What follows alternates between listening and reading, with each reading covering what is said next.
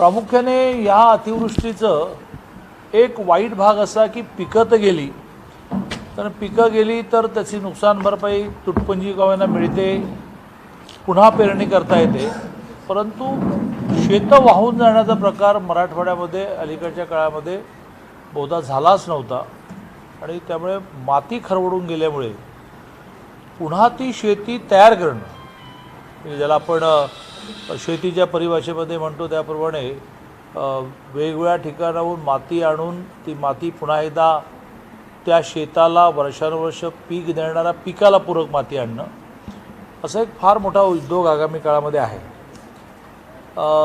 आपण सगळे जाणताच की इतक्या मोठ्या आपत्ती आल्यानंतरसुद्धा मराठवाड्यामध्ये प्रामुख्याने मुख्यमंत्र्यांचा प्रवास झालाच नाही. पालकमंत्र्यांना तर शेतीतलं काय कळतं हा मोठा प्रश्नच आहे आणि परिणामी या सगळ्या मराठवाड्यातल्या जिल्ह्यांच्या नुकसान भरपाईचे नीट पंचनामे होणं, मुळात पंचनामा आपल्याला मान्यच नाही. इतक्या प्रचंड पावसानंतर सरसकटच मदत केली पाहिजे जी 2019च्या महापुरामध्ये देवेंद्रजींनी केली.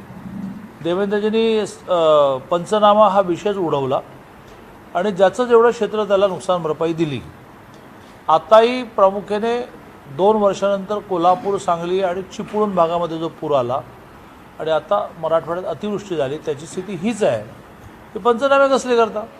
हे क्लिअर आहे की सगळ्या पिकाचं नुकसान झालं आहे आणि त्यामुळे 2019 साली माननीय देवेंद्रजींनी जो GR काढला तो ऐतिहासिक GR आहे.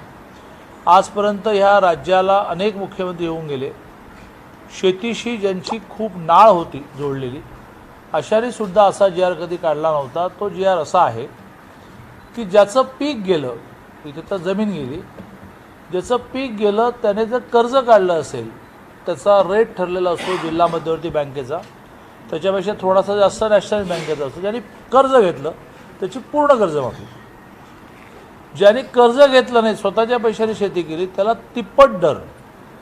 म्हणजे जर खरीप पिकाला NDRFचा नियम हा 6,800 रुपये हेक्टर आहे, तर डायरेक्ट देवेंद्रजीने तो तिप्पट म्हणजे 20,400 केला. बागायत पिकाला NDRFचा रेट 18,000 आहे, तो डायरेक्ट तिप्पट म्हणजे देवेंद्रजीने 54,000 केला. आणि लाँग टर्म फळं देणारी जी झाडं असतात, नारळ, सुपारी, आंबा, काजू, त्याला 25,000 रुपये हेक्टर होतं, डायरेक्ट 75,000 हेक्टर केला आणि त्यामुळे 9,600 कोटीची नुकसान भरपाई दिली गेली. आता 10,000 कोटीचं जे पॅकेज घोषित केलं आहे त्याची फोड सरकारने एकदा मांडावी. रस्ते खराब झाले त्यांना पैसे देणं, धरणं खराब झाले त्यांना पैसे देणं द्यायला पाहिजे, पण ती तुम्ही आज नाही खर्च करणार आहात, ते 2-3 वर्षामध्ये खर्च करणार आहात. शेतकऱ्याला त्याचा डायरेक्ट बेनिफिट काय? शेतकऱ्याला डायरेक्ट बेनिफिट तेव्हाच मिळेल की ज्यावेळेला त्याची कर्जमाफी होईल, ज्यावेळेला त्याला तिप्पट भरपाई मिळेल, घरं पडली त्याच्यामध्ये दुरुस्तीसाठी पैसे मिळतील, जमीनदोस्त झाली त्याच्यासाठी 4 लाख रुपये मिळतील, ते बांधेपर्यंत दरमहा भाडं मिळेल. म्हणजे 1900 GR मध्ये घर बांधायला 2 वर्ष लागणार असेल तर प्रतिमाह 3,000 रुपये आणि वर्षभराचे ॲडव्हान्स 36,000 रुपये असं आपण घरभाडं पण दिलं. दुकानदारांना आपण 50,000 रुपये दिले. आणि त्यामुळे हे मराठवाड्यात नाही, पीक विमा हा तर एक मोठाच विषय, माझा तो दुसरा मुद्दा आहे. आणि त्यामुळे मराठवाड्यामध्ये जे शेतीचं नुकसान झालं आहे त्याचा अजून कशाला पत्ता नाही. दिवाळी तोंडावर आलेली आहे आणि शेतकऱ्यांची दिवाळी ही काळी दिवाळी होणार आहे. आणि त्यामुळे आपल्या माध्यमातून मी सरकारला हा इशारा देऊ इच्छितो की दिवाळीपर्यंत तुम्ही टोकन का होईना नुकसान भरपाई दिली नाही तर दिवाळी शेतकऱ्यांची होणार नाही. घुगे साहेबांनी केलेला मुद्दा आणखी महत्त्वाचा उपस्थित केलेला आहे की पीक विमा हा 5 वर्ष सलग, आपण रेकॉर्ड करून बघा, हे सगळे शेवटी कॉम्प्युटराइज युग आहे, 5 वर्ष सलग सरासरी 3100 कोटी रुपये महाराष्ट्रामध्ये मिळाला. आपल्याला माहिती आहे की पीक विम्याचं कसं असतं प्रमाण, तर 10 रुपये प्रीमियम ठरला तर 2.5 रुपये शेतकरी देतो आणि 7.5 रुपये केंद्राने आणि राज्याने निम्मे द्यायचे असतात. आणि 2.5 रुपये 10 रुपयाच्या अगेन्स्ट प्रीमियम भरून त्याला भरभरून विमा मिळाला. या 2 वर्षामध्ये विमा कंपन्या एकतर विम्यासाठी पुढे यायला तयार नाहीत. याचं कारण काही ठिकाणी सत्तेमध्ये असणाऱ्या पक्षाच्या काही कार्यकर्त्यांनी विमा कंपन्यांची ऑफिसेस फोडली आणि जे वातावरण आहे ते काही फार कंपन्यांनी पुढे यायला पूरक नाही.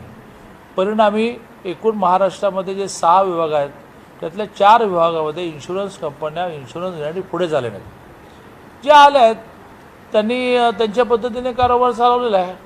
आपल्याला 2 वर्षातले फिगर्स येत आहेत की ह्या इन्शुरन्स कंपन्यांना फायदा किती होतो आहे. 2000 कोटी, 2200 कोटी अशा प्रकारचा फायदा या इन्शुरन्स कंपन्यांना होतं. याचं कारण अडला हरी आणि गाढवाचं पायधरी. त्यामुळे कंपन्या पुढे देत नाही म्हणजे त्यांना द्यावं लागेल. आणि त्यामुळे देवेंद्रच्या काळामध्ये नुकसान भरपाई मिळायची, पीक विमा मिळायचा. म्हणजे कधीकधी गमतीने शेतकरी म्हणायचा की उत्पन्न आलं बरा पाऊस होऊन त्याच्यापेक्षाही जास्त पैसे मिळतात.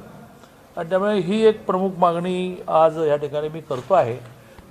बाकी विषयांच्या बाबतीमध्ये तुम्ही जसे प्रश्न विचाराल तसं मी उत्तर देईन. भारत पाकिस्तान जे सामन्यात मोठा वाद निर्माण झालेला आहे. हां, भारत पाकिस्तान सामना होतोय, मोठा वाद निर्माण झाला. देशभरातून सामना रद्द करण्याची मागणी केली जाते. भाजपची त्या भूमिका असणार नाही. भाजपाची भूमिका हे खरं आहे की पुन्हा एकदा अफगाणिस्तानामधल्या घटनेनंतर काश्मीरमधला आतंकवाद थोडा वाढला आहे.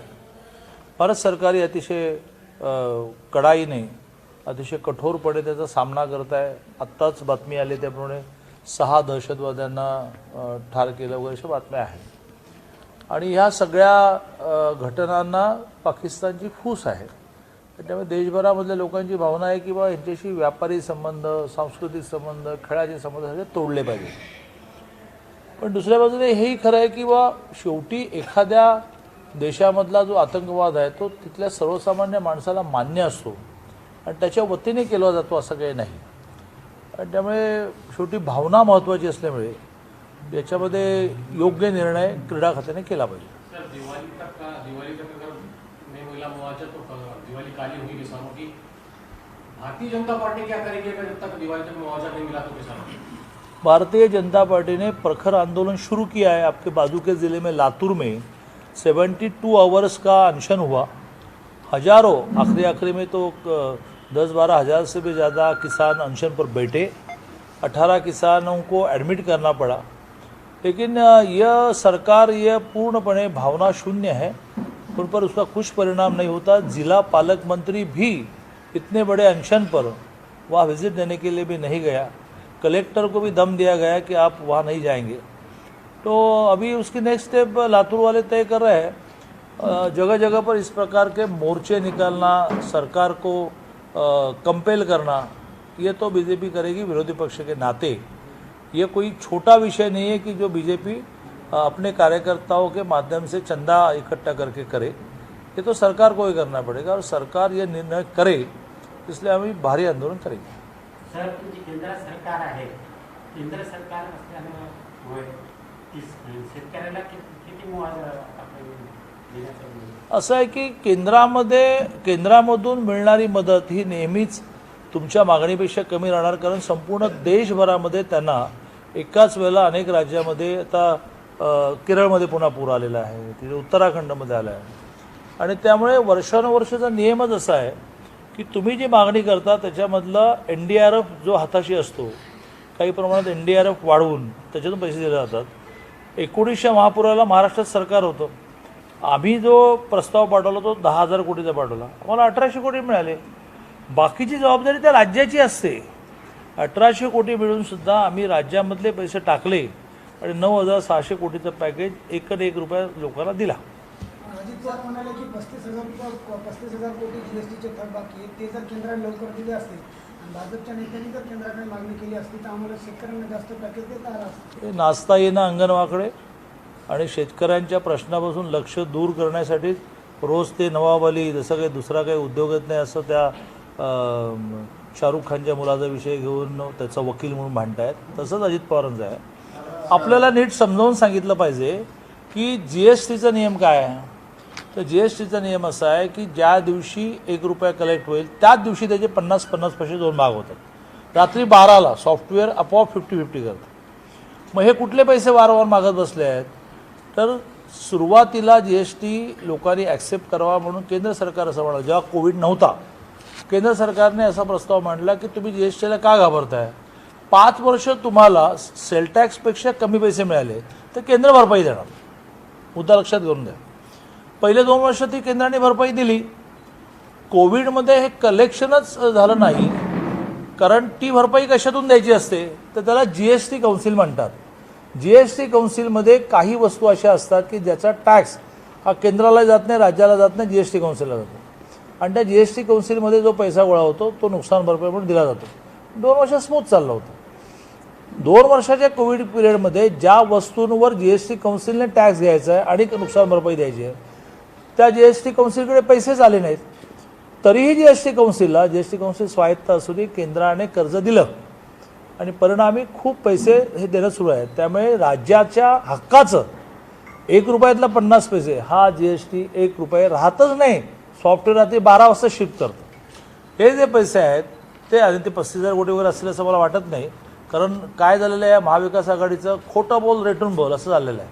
मग त्याच्या अगेन्स्ट केंद्राने अख्खा कोविड निभावला. 6,000 कोटी रुपये उद्धवजीने चेक दाखवला की नाही की मी वॅक्सिन खरेदी करणार आहे.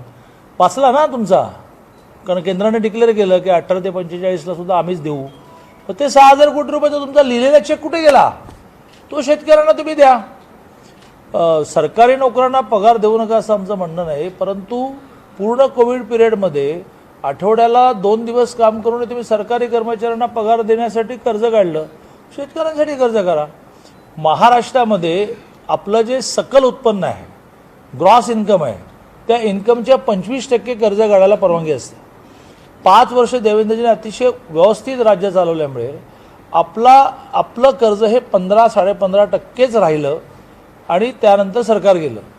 जर अर्थ 10% सकल उत्पन्नाच्या तुम्हाला कर्ज काढायला वाव आहे, मग तुम्ही कर्ज काढायला काय अडचण आहे आणि बाकीच्या गोष्टीसाठी कर्ज करत असता, मग शेतकऱ्यांसाठी का काढत नाही? आणि त्यामुळे केंद्राने दिलेली यादी करा ना की तुमचा 6,000 कोटीचा चेक वाचला, वॅक्सिन केंद्राने फ्री दिलं 18 ते 45 सुद्धा, हां तुम्हाला व्हेंटिलेटर केंद्राने दिले, हां 2,70,000 कोटीचं देशभरामध्ये प्रत्येकी 5 किलो प्रमाणे रेशन दिलं जे महाराष्ट्रालाही मिळालं. तुम्ही फुटकी कवडी पॅकेज म्हणून दिले नाही. PPE किट दिल्या, मास्क दिले, रेमडेसिवीर इंजेक्शन दिलं. ह्या सगळ्या गोष्टी दिलेल्या राहिल्या बाजूला. आणि GSTची सुद्धा अत्यंत चुकीची मांडणी झालेली आहे. तुमच्या राज्यामध्ये कलेक्ट झालेल्या प्रत्येक 1 रुपयाचा 50 पैसे न मागता सॉफ्टवेअरच रात्री 12 वाजता डिस्ट्रीब्यूट करतं. सामनामध्ये आढळण्यात आला जगाने जमू लागला. महाराष्ट्राचे जनजीवन सुरळीत असताना भाजप राजकारण करतं, लोकांना छळतं आणि मंदिरं जी आहेत भाजपाच्या आंदोलनामुळे नाही तर तासपुरच्या सूचनेनुसार उघडली. असं आहे की सामनाचे संपादक संजय राऊतांना असं वाटतं की तुम्ही तोंडाला पट्टी चिकटून फिरा. हां इकडे आमचे पत्रकार मित्र आम्हाला त्या शिवाजी महाराजांच्या पुतळ्यावर घोड्यावर चढून हार घातला राष्ट्रवादी आमदारांनी त्याबद्दल काही करा म्हणतात. इकडे आमचे दुसरे सिनियर पत्रकार असं म्हणतात की काळी दिवाळी होऊ नये म्हणून संजय राऊतांकडे त्यांना पाठवतो. संजय राऊत म्हणतात काय बघ चूप बसायचं, कारण तुम्ही शेतकऱ्यांच्या प्रश्नांबद्दल बोललात, कोविडमध्ये झालेल्या दिरंगाईबद्दल बोललात, कोविडमध्ये ज्या कुटुंबामध्ये व्यक्ती गेला त्याच्या कुटुंबाला मदत करण्याबद्दल राजकारण करतो. राजकारण नाही करतो, हे तुम्ही वाटेल ते करा. हां आत्ताच मी येत असताना एक बातमी आली आहे की एक मोठं टेंडर हे आत्ता सरकारने खूप संजय राऊत म्हणतात ना चूप न बसल्यामुळे आरडाओरडा केल्यामुळे रद्द झालं आहे. आता मला लगेच ते सांगण्याची परवानगी नाही आहे, पण तुम्हाला ते थोड्या वेळाने मिळेल. मग आम्ही गप्पा बसलो असतो तर रद्द झालं असतं का? हां सर तुम्ही आणि किरीट सोमय्या साहेब ईडीच्या संदर्भात बरंच काही हे करता, तुमचं अभिनंदन. हे चौकशा वगैरे पारदर्शक व्हायला पाहिजे. करोनाच्या काळामध्ये केंद्रातल्या 12 मंत्र्यांनी कोट्यवधी रुपयाची संपत्ती खरेदी केली असं PMOच्या वेबसाईटवर आहे. त्यांच्यावरही कारवाई करा, त्यांच्यावरही कारवाई करा.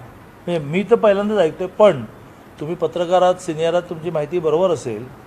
जो दोषी आहे, चंद्रकांत बच्चू पाटील जो दोषी आहे सगळ्यांवर कारवाई त्याचं काही होतच नाही. हे आता केली पाहिजे कारवाई.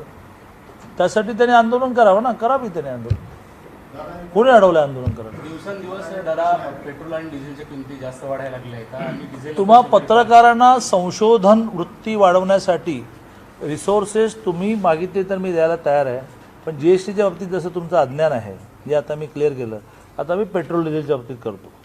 100 रुपये जेव्हा कॉस्ट असतो. एक मिनिट आता हा त्या अनुषंगानं ज्या वेळेला आपले भाजपकडून खूप आंदोलन होत होते सिलेंडरवर आणि याच्यावरती, त्यावेळेला 60 रुपये काही 500 रुपये काय जे भाव होते त्यावेळेला आंदोलन होते. त्यावेळेच्या आणि आत्ताच्या त्या तरतुदीत कायद्यात काही असा बदल झाल्याप्रमाणे हे होत असेल.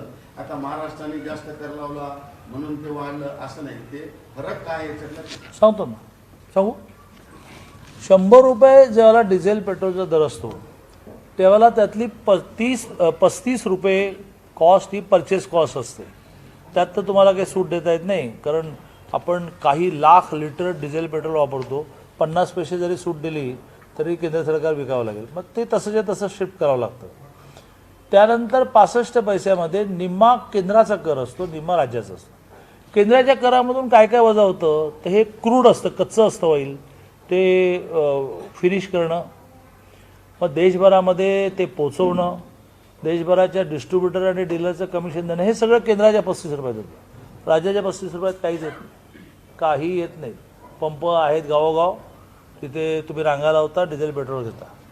मग तुम्ही मला एक सांगा की 35 रुपये परचेस कॉस्ट गेली, उरलेल्या 65मध्ये 32.5 रुपये दोघांना मिळाले. केंद्राच्या 32.5मधून 20-22 रुपये खर्च झाले. राज्याच्या 32.5मधून काहीच खर्च नाही झाला. तर राज्याने कमी करायचं, जसे गुजरातने केले, गोव्याने केले, ते BJPत नाही तर काँग्रेसच्या छत्तीसगडने केले. त्यामुळे तिथे पेट्रोल डिझेल हे 20-30 रुपयांनी कमी आहे. बरं, केंद्रीय अर्थमंत्री निर्मला सीतारामन हा प्रस्ताव मांडला की एकच वस्तू आता GSTच्या बाहेर राहील, पेट्रोल डिझेल. ती GSTत घेतली की ताबडतोब 30 रुपयाने डिझेल पेट्रोल कमी होईल. किती? 30 रुपयाने. का विरोध केला अजित पवार? तुम्हाला हा आयता 32.5 रुपयाचा मलिदा हवा म्हणून विरोध केला ना तुम्ही. मग लोकांची काळजी तुम्हाला असेल तर तुम्ही डिझेल पेट्रोल GSTमध्ये जाऊ द्या. गेल्या अठ्ठेचाळीस तासात हिंगोली जिल्ह्यात 3 शेतकऱ्यांना आत्महत्या केली. आपला आता या ठिकाणी दौरा बहुतांश काही लोक येऊन गेले, परंतु प्रत्यक्ष शेतकऱ्याची स्थिती बिघाड आहे. त्या संदर्भात म्हणजे आपण काही जिल्हा प्रशासनाशी किंवा या संदर्भात काहीतरी आपली भूमिका निश्चित अशी भूमिका जाहीर करा. आम्ही सगळ्या जिल्ह्यांना आता म्हणजे सर्वदूर आत्महत्या, आणि आत्महत्या आता शेतकऱ्यांच्याच नाहीत, व्यापाऱ्यांच्या पण वाढायला लागल्या. कारण कोविड पिरियडमध्ये धंदा झाला नाही, दुकानचं ऑफिसचं भाडं द्यावं लागलं, बँकेचं व्याज द्यावं लागलं, आणि या सगळ्यातून व्यापारी पण पिचलेला आहे. तर आम्ही सगळ्या जिल्ह्यांना आता हा आग्रह धरतो आहे की नजीकच्या 8-10 दिवसामध्ये सगळ्यांनी मोठे मोर्चे कलेक्टर कचेरीवर काढलं पाहिजे. कारण ह्या सरकारला मारे ते संजय राऊत त्यांच्या अग्रलेखातून दावा करू देत, पण हे मान्यच करेल सामान्य माणूस की BJPने आंदोलन केल्यामुळे शेवटी तुम्हाला मंदिरं उडावी लागली. हां, BJPने आंदोलन केल्यामुळेच व्यापाऱ्यांना पुण्यासारख्या ठिकाणी, मुंबईसारख्या ठिकाणी तुम्हाला अधिक अवर्स दुकानं उघडं ठेवायला, म्हणजे व्यापाऱ्यांनी शेवटी डिक्लेअर केलं की तुम्हाला काय करायचं ते करा, आम्ही उघडणार. मग तरी संजय राऊत म्हणणार का की नाही आम्ही प्रशासनानेच केलं? तसं या शेतकऱ्यांच्या आत्महत्या, शेतकऱ्यांची काळी दिवाळी या विषयामध्ये विरोधक म्हणून आमच्या हातात एवढंच आहे ना की आम्ही प्रेशर क्रिएट करणं. तर ते तुम्हाला सांगितलं की लातूरचं 10-12 हजार शेतकरी 3 दिवस उपोषणाला पण बसवले. साधं मुख्यमंत्री कार्यालयातून फोन नाही आला, उपोषण संपवण्यासाठी तर फोन यायला पाहिजे की काळजी करू नका आम्ही काही करतो, कोण नाही. मला शेवटी फोन आला, मी संभाजीराव पाटील असं म्हटलं की बा हे प्रातिनिधिक 72 तासाचं उपोषण होतं, 18 जण ॲडमिट झाले, तुम्ही आता हे संपवलं पाहिजे. आणि मग ते उपोषण संपलं. देश 100 कोटी डोसचा सण साजरा करणार आहे. 100 कोटी डोसेस. हां, हां, आपली काय भूमिका आहे त्याच्यामध्ये? काय सण साजरा करणार आहात? सगळ्या देशभर सूचना मिळाली. काल बहुधा 99 कोटी वगैरे गेलं. ज्या दिवशी 100 कोटी होईल तेव्हा सगळ्या जिल्ह्यांनी मोठ्या प्रमाणावर पंतप्रधान मोदींचं अभिनंदन करणारे बोर्ड्स लावायचे आहेत, आणि ज्या ज्या हॉस्पिटलमध्ये व्हॅक्सिनेशन होतं त्या हॉस्पिटलमधल्या कर्मचाऱ्यांचे सन्मान करायचे. साहेब, आपण काल ED बद्दल नांदेडमध्ये बोलला होता. कशाबद्दल? नांदेडला हां, तर आता ED नुकतेच हर्षवर्धन पटल्यावर त्यात म्हटले की भाजपत गेल्यापासून चौकशी नाही, निवांत करू लागली. तर पडद्या दिवशी मला काय सांगाल? हर्षवर्धन पाटलांशी मी ताबडतोब बोललो. मी तुम्हाला नंबर देतो, तुम्ही बोला. ते असं म्हणाले की काँग्रेसमध्ये असताना गटबाजी, रोजची भांडणं, एकमेकांचे पाय ओढणं, ह्याच्यातून मी BJPत गेलो, आता मला शांत झोपला, असं ते वाक्य. आम्ही ते ऐकलं. त्याच्यानंतर त्यांनी खुलासा केला. हां, काय नंतर हे झालं, ते ज्यावेळेस बातमी हे झाल्यानंतर त्यांनी नंतर हे केलं. म्हणून मी तुम्हाला असं म्हणतो, मगाशी तुमच्या केंद्रीय मंत्र्यांच्या वेळेला मी म्हटलं आहे, हर्षवर्धन पाटील कशाला, चंद्रकांत पाटील दोषी असेल त्याची पण इन्क्वायरी लावून ठेवा. चला काय चहावर देणार कसं आहे ना काही पत्रकारांच्या. हां, म्हणजे आपल्या पक्षाच्या मार्फत यापूर्वी बऱ्याच वेळा असे आरोप झाले की राज्यातली जी साखर कारखानदारी आणि सहकार क्षेत्र आहे त्याच्यामध्ये फार मोठे भ्रष्टाचार झालेले आहेत. काही कारखाने वेगळ्या पद्धतीने विकल्याचे प्रकार झाले. मग हा सगळा प्रकार असताना आता हीच कारखानदारी वाचावी म्हणून दिल्ली दरबारी जे आपले काही प्रयत्न चालले ते नेमकं काय? पुन्हा एकदा रामभाऊ माळगी, नाही एक मिनिट, माझी खरंच मनापासूनची इच्छा आहे की तुमच्यापैकी काही जणांची तयारी असेल तर एक रामभाऊ माळगी प्रबोधिनी नावाची इन्स्टिट्यूट आपण डेव्हलप केलं, जाऊन बसून अभ्यास केला पाहिजे. साखर कारखानदारीमध्ये एखाद्या कारखान्याला बरा प्रॉफिट झाला तर FRP पेक्षा जास्त पैसे दिले गेले, त्याच्यावर इन्कम टॅक्स लावला जो 700 कोटी आहे, कारण तो अनेक वर्ष केस चालली आहे. हे 700 कोटी रुपये जर द्यायचे म्हटले, बरं फायदा झाला शेतकऱ्यांचा, हां ह्यांनी प्रॉफिट शिल्लक ठेवायला पाहिजे होतं. मग तर ह्यांनी असं म्हटलं की शेतकऱ्यांचा कारखाना आहे, FRPच्या वर फायदा झाला आहे वाटा, तर त्याच्यावर इन्कम टॅक्स डिपार्टमेंटने टॅक्स लावला जो 700 कोटी रुपये सगळ्या महाराष्ट्राचा. मरतीलच साखर कारखाना, त्याला प्रोटेक्ट करा, ह्या इन्कम टॅक्स वाचवा असं आम्ही म्हणायला गेलो. आम्ही 200, 250 कोटीचे कारखाने NPA टाका आणि 15 कोटीला विकत घ्या याचं समर्थन करत नाही आहे. कल से आपकी एक बड़ी न्यूज आ रही की चंद्रकांत दादा हसले. मी सतत हसत असतो. अशोक चव्हाण यांच्यावर ईडी चौकशी सुरू होणार म्हणून तुम्ही हसले, तर ते खबर पक्की आहे का? कशावर काय हसले तुम्ही? I am not authority of ED. I am not authority of income tax. I am not authority of CBI. पण त्यांनी आता काय करतो मग मी रडू. त्यांनी मला प्रश्न विचारला की आता अशोकराव चव्हाणांची पण ED सुरू होणार का? मी हसलो. आता हसण्याचा तुम्ही अर्थ असा लावलात की मला त्याबद्दल काही सूचक म्हणायचं असं काही. 26 तारखेला मात्र किरीट सोमय्या नांदेडला जात आहे. सर्व घोटाळेबाजांना 26 हां, आता काय त्यांचं रोज काय चाललंय आपण पाहता. आत्ता त्यांचा मला फोन आला की एक 1500 कोटीचं कॉन्टॅक्ट दादा कॅन्सल झालं, अभिनंदन तुझं. म्हटलं एकदा ते पाठवा, मी नीट वाचतो, नाही तर काहीतरी ते वेगळंच असायचं. पण ते खरं आहे. सर्व घोटाळेबाजांना ठाकरे सरकार पाठीशी घालतंय असं किरीट सोमय्या म्हणाले. कोणाला? सगळे जे घोटाळेबाज आहेत त्यांना ठाकरे सरकार पाठीशी घालतंय असं किरीट खरंच आहे ना. किरीट सोमय्या कशाला म्हणायला पाहिजे? खरंच आहे ना. अनिल देशमुखांची एव्हानात 350 कोटीची प्रॉपर्टी जप्त झाली.